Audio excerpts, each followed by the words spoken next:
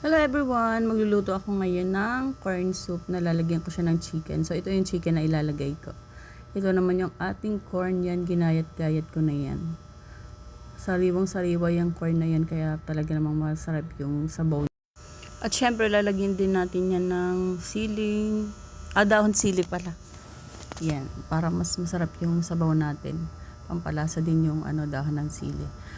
At ito naman yung ating mga sangkap, luya, sibuyas, bawang, yung pampalasa, siling haba, at syempre meron ding paminta. At ito, at igigisa muna natin yung yung mga sangkap. Pinagsabay-sabay ko na yan. Para pag medyo kulay brown na siya, lagay na natin yung chicken. Yan. Igigisa muna natin yung chicken. At hayaan nating matuyo yung niya, yung tubig. Bago natin lalagay din yung yung corn. So ito lalagay natin yung corn, igigisa mo din natin yung corn sa chicken para yung lasa ng chicken manuot sa ating corn. So yan, hayaan lang natin yan. At kapag tuyo na ganyan, pwede na natin lagyan ng tubig.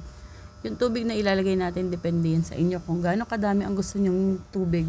So dahil nga soup ito, maraming tubig ang lalagay ko dahil yung sabaw nito talaga namang yun ang masarap higup-higupin lalo sa malamig na panahon. So ito, hayaan muna natin yan na kumulo yung tubig hanggang maluto yung ating mais tsaka yung ating chicken. Hayaan lang natin kumulo ng kumulo para yung lasa talagang manuot sa ating sa ating corn. Yan, lalagay na rin natin yung pampalasa para mas lalong malasa yung ating luto. So hayaan lang natin yan at madali na yan maluto. So, eto na nga at luto na yan, kaya lalagay ko na rin yung dahon ng sili. Yan, lalagay natin yan kapag luto na kasi papatay na natin yung apoy. So, ganyan, lagay na rin natin yung siling haba. So, luto na yan, pwede na nating tikman. Yan, talaga namang yung lasa nito, magugustuhan nyo. Kaya try nyo na magluto ng ganito. Yung version ang aking version ng corn soup with chicken. So, ayan.